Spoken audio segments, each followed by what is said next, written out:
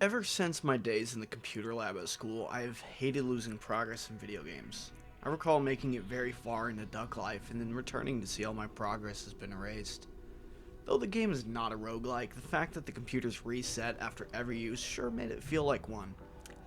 To me, games have always had a sense of progression, whether it be story or power, and roguelikes don't allow for this most of the time.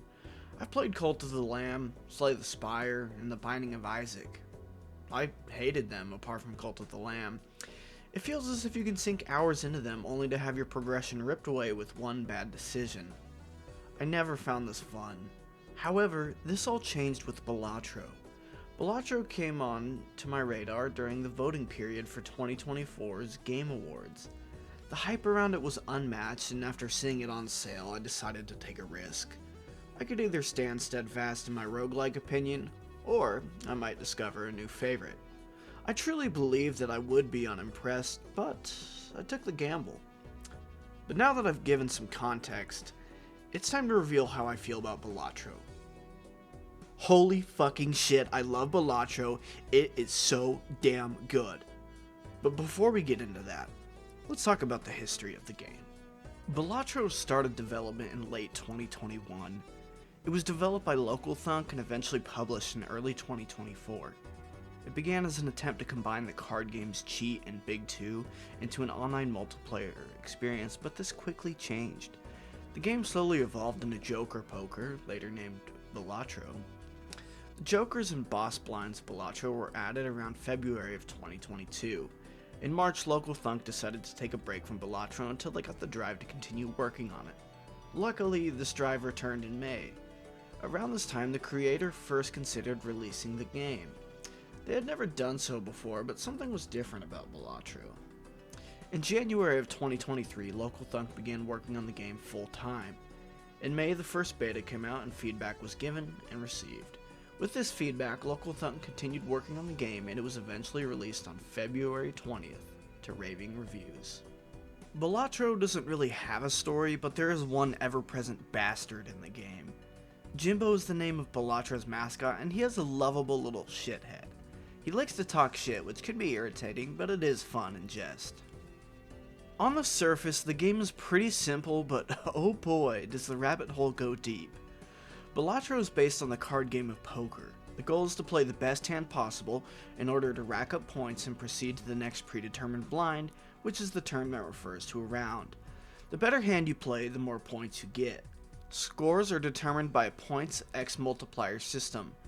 Between each blind, there is a shop that lets you purchase items, but we'll get into the specifics of these items later.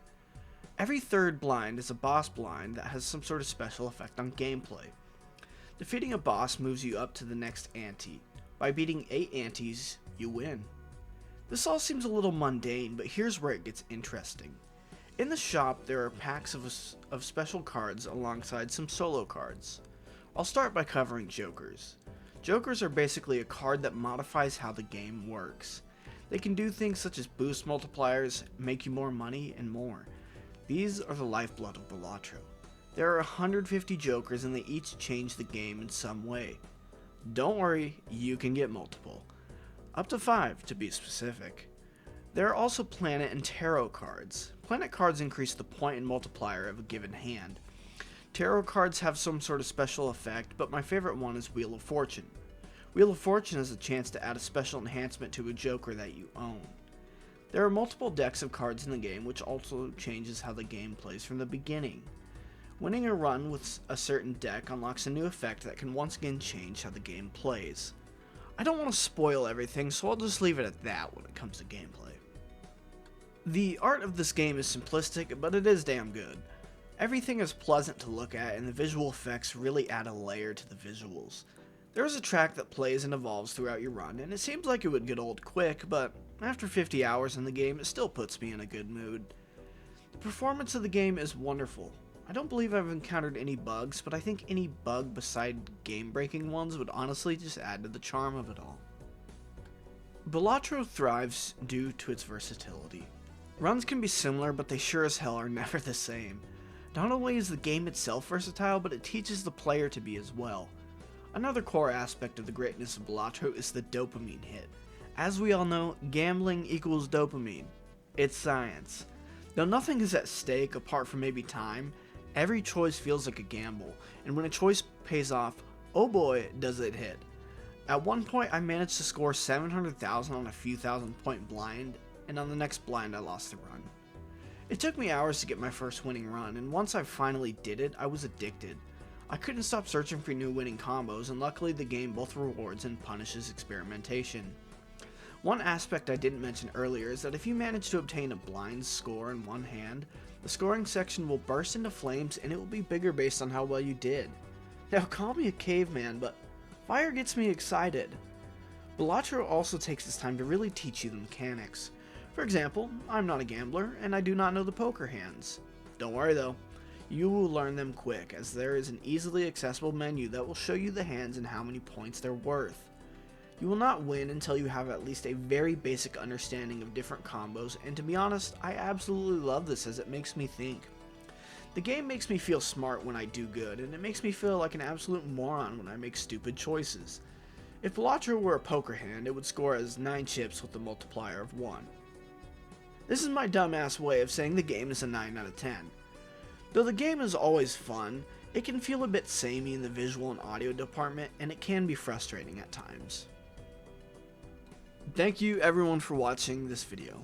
I still don't love roguelikes, but Balatro has really been an eye-opener for me. One sense of progression is skill, and I never realized that until I played Balatro. This is a game that can be hard to get a feel for based solely off of others' gameplay, so I highly recommend just jumping into it. It's $15 and you'll quickly realize that it is worth so much more. Be sure to like and subscribe for more video games reviews.